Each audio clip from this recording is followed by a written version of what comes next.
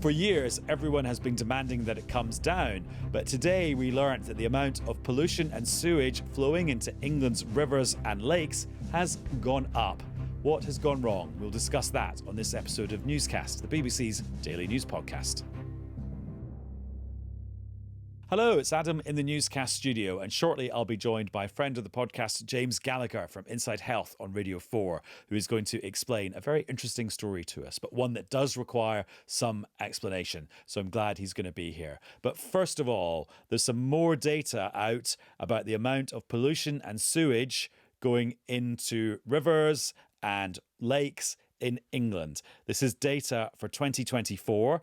And it shows that there were the highest number of serious pollution incidents in England on record, and a big increase on the previous year. And you'll remember we spent a lot of last year reporting on how people were calling on the government and the water companies to reduce the number of spills. So there's a lot to untangle here, but I've got two people who spend their whole lives doing that. Joining us on the line is BBC Science and Climate correspondent Esme Stallard. Hi, nice to be here. And also welcome back Joe Crowley, investigative journalist who has done several panoramas about the water industry. Hello again, Joe. Hi, Adam. Nice to see you. Thanks for coming on. So, Esme, give us this, sort of the simple headline from all this data we've got today.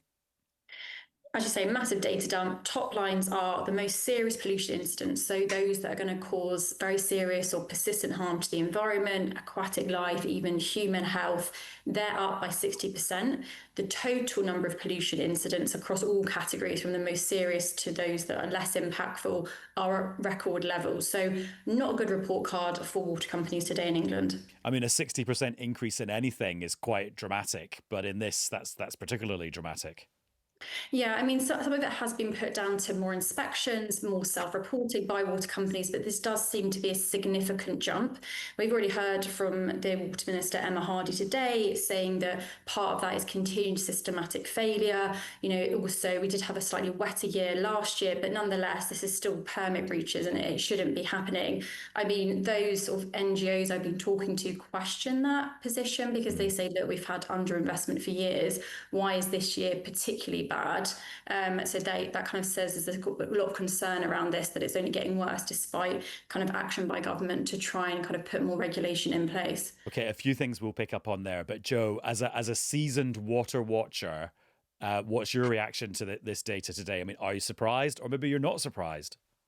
No, I'm not surprised. And everything I've sort of been trying to do is to try and build an honest picture of what's been going on. And I think these numbers are getting closer to an honest picture.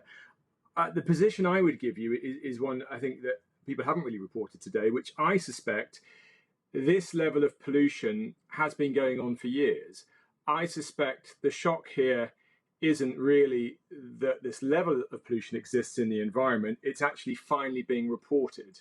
And work I've done in the past with the previous Panorama, showed how pollution incidents weren't being reported, how the Environment Agency wasn't particularly interested in policing or enforcing them, that it suited everyone that pollution wasn't recorded, and it wasn't. And so, I think this probably shows, with the scrutiny from people like Esme and myself at the BBC, but really, campaigners who are the backbone of everything that's happened in the last few years, I think companies probably aren't taking the risk now. I think they're being a bit more honest and accurate in what they're reporting. And I think we're finally seeing figures that are probably representative of what's been going on for years. Yes, it will get better and worse on drier and wetter years. But I think there's just two things you've got to understand. There's the actual pollution in the environment, and then there's how much of it is reported. Yes. And I think we're getting to a place now where we're getting a more accurate picture of what's been going on. And when you did that panorama, Joe, the Environment Agency responded at the time saying that they take their responsibility to protect the environment very seriously, and adding that they respond to every incident and always attend those where there is a significant risk. Right, let's zoom in on a few of those issues. So first of all, Esme, just the basics of how sewage works in Britain. What is it about the sewage system we've got that means the amount of rainwater affects the amount of pollution coming out of the sewage system and going into a lake or a river? Yeah, so we have a Victorian plumbing system in the UK. At the time, it was very forward thinking, a great idea. It prevented the spread of disease. But when this system was designed, it was designed so that both sewage and rainwater enters the same system. The problem with that is that if you get extreme rainfall, it can overwhelm the system. And we know that looking at climate change, we had the State of Climate report from the Met Office earlier this week. We are getting wetter winters, and that means you're adding more rainfall into that system. Now, obviously, it's still a legal requirement for the water industry to make sure we're not spilling sewage or untreated sewage into our waterways, so we're not getting that harm. But what they've been saying is that we just haven't had bills rising significantly to make that investment to deal with the additional input from households, but also the additional input from rainfall. But something I would just add on that is there are measures the government could be doing to help with this. So, for example, under planning law in Wales and Scotland, any new builds can't have this combined system anymore. But in England, this is still allowed to go ahead. And so this is more just exacerbating the system even more. And campaigners are saying that actually, you know, I understand there's an issue with the existing system, existing households, but the government could be doing more to make sure we're not just making the problem worse with all these new houses we're going to add. And Joe, just going back to the basics of how the water industry is set up in the UK, you've kind of got, as Esme was alluding to there, there's kind of three players or three groups of players. There's us, the consumers and the bill payers. There's the regulator, Ofwat, who are kind of enforcing policy given to them by the government. And then there's the water companies themselves. And I suppose actually there's a fourth group, which is the shareholders of those water companies. What's a useful way of thinking how those four groups of people interact at the moment? Goodness, that's a big question to summarize. Yeah, exactly. PhD, let's roll it out. Yeah, I'm close to that PhD, I think. How do they all interact? Well, look, I mean, essentially we've got privatized water, so you know the shareholders are implicitly involved with these water companies.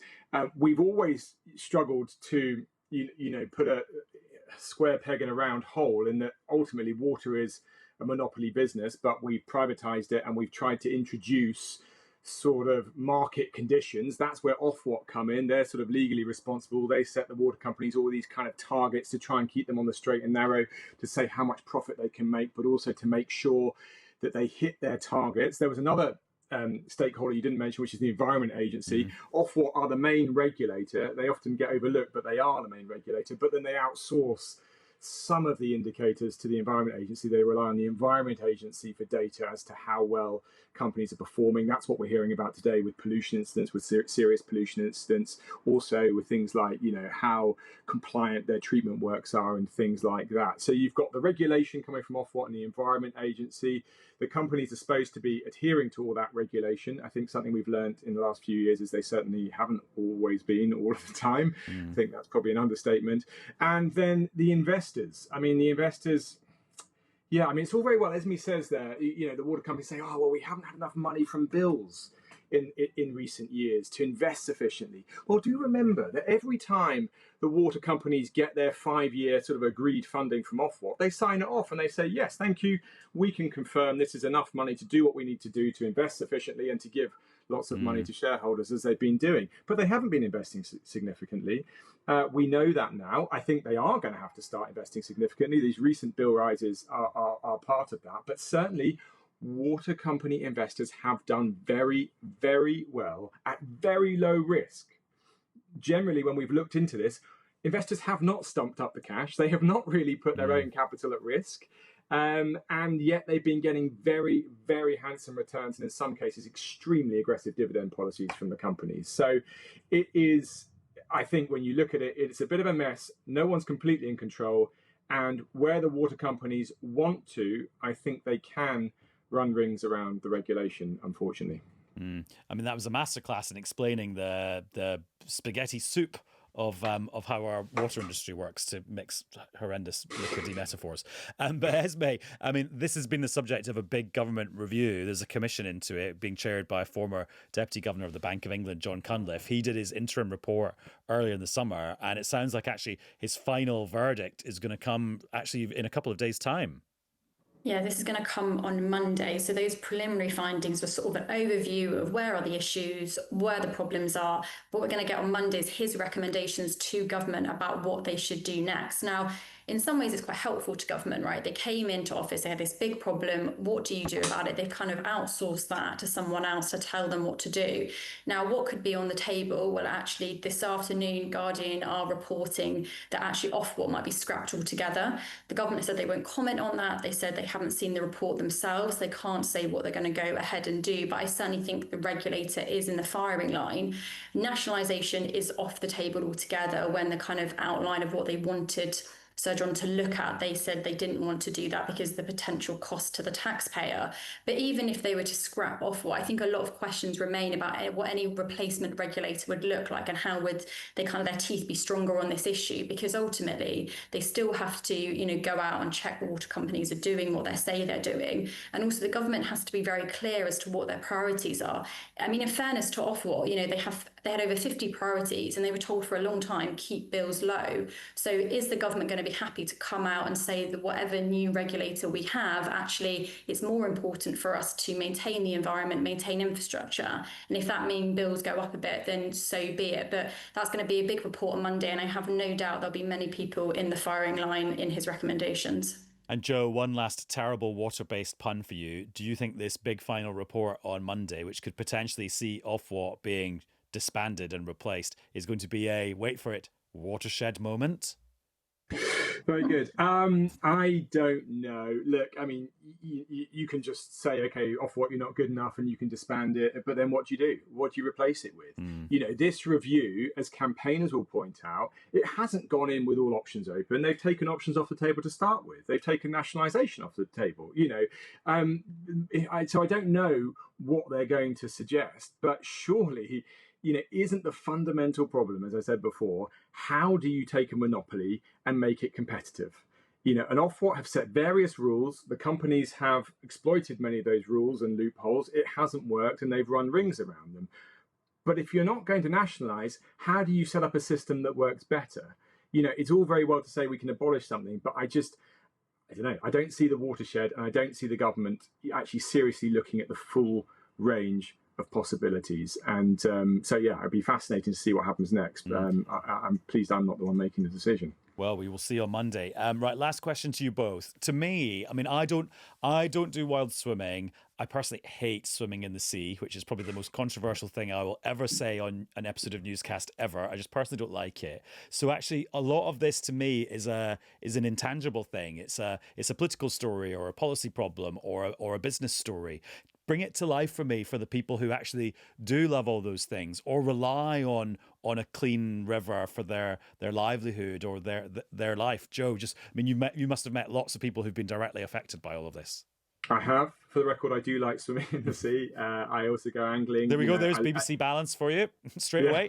There you go. But whether you're a dog walker or a kayaker or just somebody that likes to go and occasionally look at their local river, I mean, water is life. Water is so important to everything in our country. We're talking about the marine environment, but we're talking about chalk streams. We're talking about meadows. We're talking about big, powerful rivers like the Trent and the Thames. And really, the thing that gets me angry is this is a conversation about honesty.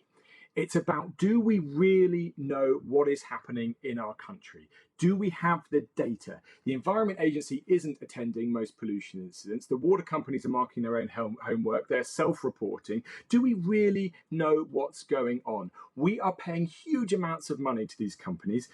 Billions and billions are going to investors and shareholders. Now, in a private system, maybe that's right. Some of it should go. But there has been a huge shift of money from the consumer, from the bill payer to sort of, big corporations. And what do we have at the end of it? Have they done a good job? No. We find huge amounts of pollution. And from people I see and meet and speak to, it's soul destroying when you see dead rivers, when you see the levels of pollution. And sometimes it's not all obvious. It's not a sort of turd emoji floating by. It's this chronic drip, drip, which means less fly life. Less fly life means fewer birds and fewer bats as well as fewer fish. We are in a biodiversity crisis. And yet we're putting forever chemicals and nasty detergents and all sorts of things that come with everyday household sewage into the environment that we need for our drinking water, for our food, for our recreation, for our enjoyment. It is a fundamentally, significant problem that we have to solve because it really does affect everyone. Esme? I mean, I definitely I can't follow the passion that Joe has there, but I think, the point to make is we often do see pictures of people, kayaking in rivers, but actually for those people that live in inner city areas and maybe have never swum in a river, actually this is as relevant to them, kind of Joe alluded to there that, we don't cover our crops with drinking water. We actually rely on rivers, lakes, reservoirs to feed our crops, to feed our cattle, to feed our ecosystems, which sustain us. So if you are eating food and drinking water, this does impact you. And it goes back to the bigger question, which we talk about a lot. We talk a lot about energy security, but what about water security? That's as important to have the functioning of both our environment, but also our economy as well. So I definitely don't think the impact can be underestimated. I think maybe there's a communication issue and explaining why this is relevant to not just those people that live on the banks of a beautiful river, but those people that live in flats in inner city areas as well. And I'm just thinking with my BBC impartiality hat on, which never is taken off. I mean, we don't have a representative from a privately owned, invested in water company here, but I suppose they would make the argument that you need to let people make profits so that they invest at all, so that we have water companies at all. And then they would probably push back on the argument that nationalisation helps, because actually we've had nationalised industries in the past that were inefficient and ineffective in other ways, and ultimately we're still always going to be paying water bills. And maybe under a more kind of idealised system, the water bills might be even higher. I don't follow the rule that nationalisation is necessarily the best thing on the basis if you look at comparisons, right? Wales is a not-for-profit system. Scotland is nationalised. They collect even less data than us. Their environmental performance is as bad. It's not that one is better than the other, but I think it's going back to Joe's point of having a transparent conversation. I think that's what angers or frustrates charities and those kind of campaigning on this issue. Yeah, I mean, look, I've said to you before, I think, Adam, there are three big leaks that we have to consider with the water industry. We're losing fresh water, in leaky pipes. We're leaking sewage into the environment, and there's a big cash leak. There's a big cash leak going to investors. Sometimes it's warranted. Yes, of course, in a privatized system, you do need incentive, but sometimes it's absolutely egregious and very aggressive dividend policies. And so it's about sort of being able to trust that we're getting that right, and I think a lot of people just don't trust it at the moment. But yes, the Welsh option, it's not for profit. They have huge problems with pollution there as well. The big difference between Wales and Scotland and England is that England has huge, vast amounts of borrowing. I mean, that's sort of what has paid the dividends over time. So I don't think in pollution terms, the Welsh system and the Scottish system are particularly any better. We haven't got the full data to make a really good comparison. But what they don't have is eye-watering levels of debt, which you suspect are going to catch up with English water companies at some point, perhaps not too far from now. Well, this has been an excellent bit of preparation for the next big water moment, which is on Monday. So thank you very much, you two. Thank you, Joe. Thank you very much, Adam. And thanks, Esme. Thanks for having me, Adam. Now, let's get that science story that I promised you. And the story is that 8 babies have been born in the UK using genetic material from 3 people. And the person who's going to explain the significance of this and the science behind it is James Gallagher from Inside Health. Welcome back to Newscast, James. Hello, Adam. How are you? Just explain to me what's actually happened here with this. I don't know how we even describe it. Do we describe it as fertility treatment? What are you calling it? Well, it is a type of fertility treatment. So these are families that it's not that necessarily they would struggle to conceive, though. It's that if they did have a baby conventionally, then there was a very, very high chance that resulting child would either die incredibly young, potentially within a few months of being born, or live with severe or catastrophic disability. And the whole purpose of this treatment, this fertility treatment, is to use the eggs from 2 women as well as the sperm from 1 man and bring those together in order to be able to prevent those diseases being passed on. And the big story is that for the first time that we've known it's worked, and there are 8 seemingly quite healthy babies free of this inherited disease. And so there's a really helpful graphic on the BBC News website that helped me understand how this actually works. Could you do a version of that using your voice, please? Just for radio. Great. Love it. No fancy visual graphics to help explain it. Okay. So what you have to imagine is when a sperm is fertilizing an egg. So the genetic material from mum and dad, from both the sperm and the egg, comes together in the middle to form 2 kind of like quite big balls, and that's where all the DNA that comes from your parents is containing the information that helps determine how tall you are, what kind of hair color you have. So that's what we think of as like what we inherit from our parents. That's there. And then scattered throughout the rest of the egg are around about 250,000 to 500,000 really quite tiny cigar-shaped structures, and these are called mitochondria. And you've probably never heard of them, or maybe you're just dragging that information out of the depths of some biology lesson you had at school. What mitochondria do? Well, they're the reason that you breathe. They take the oxygen that we breathe in and they combine that with food to provide the energy the body needs. However, if you have defective mitochondria, then the body is starved of energy. So in this fertilized egg, in these families, in a fertilized egg, what you have is that nuclear, those two balls of information, of genetic information from mum and dad, and all these defective mitochondria. So the resulting baby is incredibly likely to have severe disease. So what you do is you take that and then you get a donor egg and you fertilize that with a sperm. So if you can imagine that you've got these two now embryos, they've both been fertilized. One is packed full of more than 250,000 unhealthy mitochondria. One is packed full of healthy mitochondria, and both of them have these tiny spheres containing the genetic information from the parents. And what you're doing is you're taking that donor embryo, removing those spheres of genetic information and discarding them, and then you're taking the genetic information, the DNA, those little spheres from mum and dad, and putting them into the donor embryo. So what you have at the end is something that contains the genetic information that really comes from mum and dad, and the mitochondria, the energy, kind of like the powerhouses of our bodies, from the donor. That's how you get there. So the amount of DNA from the donor is minute.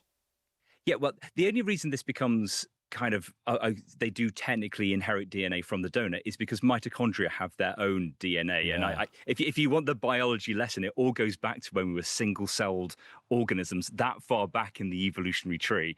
And once upon a time, one little tiny bacteria-like creature ended up inside one of our great ancestors and just took on the job of producing energy for that cell, and kind of like that now dominates all of life. Wow. So it goes all the way back to that, kind of like one of these earliest cases of symbiosis. But today, those mitochondria still have a tiny amount of genetic information. All it does is influence how the mitochondria works and functions. But that is then passed on. So you get about 0.1% of your DNA, which is all that mitochondrial information, from the donor woman, and then you get 99.9%, the stuff that we think of as kind of like what we get from our parents, why we look a little bit like our parents. Let's not talk about that too much, that inheritance. But yeah, 99.9% of that you still get from mum and dad. So if you see or you hear somebody this weekend saying, "Here, did you hear about those babies that have got 3 parents?" That's sort of strictly sort of accurate, but not really accurate. Yeah, I struggle with the word parent because it kind of like, what do you mean by parent? And that's how people talk about these things, isn't it? Exactly. Yeah, a parent either has like a responsibility for raising the child, or kind of like that there is that very, very, very clear inheritance from parent to child. And lots of people who are doing this work don't like using the word 3 parent because it implies a greater role than it is, and they see it as more akin to like donating a kidney. You're donating your mitochondria in this circumstance. I've always written it up when I've balanced it as a journalist is making babies from 3 people, because that literally is true, and it sidesteps some of that linguistic kind of like challenges. That's how I've phrased it. And a useful insight into your process. What is it about the kind of the law in the UK that means this kind of groundbreaking work is done here? Yeah, well, the science took place first, and I suppose it's a story that really arguably goes back to the 1990s, maybe even a little bit before in terms of figuring out the science of it. But as those scientists got closer to the point at which they thought that they could do this and they could help these families that have absolutely devastating diseases. I mean, there are families that have lost multiple children. They've all died from mitochondrial disease. what happened in 2015 is Parliament voted to change the law and make the UK the first place in the world that has actually allowed this to happen. And since then, only one other country has followed suit. Australia has also changed the law. So it is kind of you can describe it however you want. The UK both did the science and then became the first place in the world to actually allow this to go ahead. And it was a really big political debate at the time because it's one of those things like we didn't know these children were going to be healthy. So there were questions around safety at the time, around whether you should do it. There was a whole load of, well, the benefits would be clear if it worked, that you could prevent these mitochondrial diseases. But at the same time, is this thing that does, at some very small level, change the DNA that you inherit? Should we allow that as a society under any circumstances? I mean, that is a change that will be passed down from mother to daughter to their daughters for all of time. So it's a permanent change, what's known as like a germline therapy. How do we feel about that as a society? And Parliament argued that and eventually came to the conclusion that in this circumstance, that would be okay. And it's taken another 10 years since then to get to the point where we know that the babies that have been born, and most of them were born really quite recently, are healthy. And although having said that, though, some of the babies do have conditions that are being monitored, don't they? Yeah. So when I say they're healthy, that's how the doctors describe them. So these are some of the most intensely monitored children on the planet, I think, because of the fertility process that they've gone through. So all of them are free of mitochondrial disease. Some of them have inherited a small amount of defective mitochondria still from their parents that got transferred over as part of the process. And then on top of that, there have been a number of other conditions that have been monitored. And one of the difficulties is trying to figure out how relevant any of them are. So one of them had a urinary tract infection, to which the scientists pretty certain that didn't really have, that was just a bacterial infection, didn't have anything to do with the process. One of them did have a brief period of epilepsy, which resolved itself after about 3 months. And another one of the children had high levels of blood fats, which was partly because they were breastfeeding and the mother also had high levels of fat in their blood. And that child also developed an abnormal heart rhythm, which has been successfully treated with medication. And what becomes quite difficult is going, does this have something particular to the technique and what's being done? Because particularly with, say, the abnormal heart rhythm, it's something you would monitor as part of just standard in vitro fertilization. So when couples are having fertility problems and they go for IVF, that is one of the additional risks in comparison to natural conception. So teasing apart whether any of this is specific to the technique is really difficult to know at this point, given there are known risks of other procedures. So these children are going to be intensely monitored for the first 5 years of their life. That was part of the deal that the parents took part in order to have the procedure. They would be, the research would continue. Doctors would monitor them to see if there were any changes. I think in 5 years' time, we will know pretty well kind of like if there are any risks associated with this procedure. But at the same time, you got to remember you're always comparing this against what would happen if you didn't do it, in which case you're talking about severe disability. And I'm talking about the heart not having enough energy to keep beating properly, not enough fuel for the brain to develop properly, leading to things like seizures and severe learning difficulties. So you're comparing two different things there. Is this going to happen for other things in future or just for this mitochondrial condition? Without a change in the law, nothing else can happen in the UK. And the law is actually incredibly specific. It even names the precise techniques that you have to do in order to create this 3-person embryo. There are other techniques being researched which are technically illegal in the UK to actually use in the clinic, because the law is very specific about how you can do it. And it can only be for this mitochondrial donation approach in order to prevent mitochondrial disease. Now, look in other countries in the world, they're trying this same approach, but maybe just for fertility treatment. Does giving more healthy mitochondria to some women's eggs, particularly if they're getting older, does that give you a boost to fertility? That's something that's being researched. I suppose the big question that an ethicist might be pondering, the technology isn't there yet, but the big question an ethicist might be wondering is, do you accept further genetic changes in order to prevent disease. So if you know for certain that your child is going to inherit an equally devastating disease that requires some kind of genetic editing or genetic modification of an embryo, how do we feel about that? It's completely illegal to do that in the UK at the moment. I don't think anyone would say the technology is safe enough, although we have technically the tools and able to do it. Don't think anyone would say the technology was safe enough to go ahead with it. Yes, these are the big questions as a society we're going to have to be answering in the next few years. James, so interesting. Thank you very much. Thank you, Adam. And that's all for this episode of Newscast. Laura and Paddy will be back with your weekend newscast very soon. And I hope you enjoy it because it's the last batch of normal weekend newscasts before the summer break. But don't worry, we will have something very special for you in its place. And I'll be back very soon. Bye.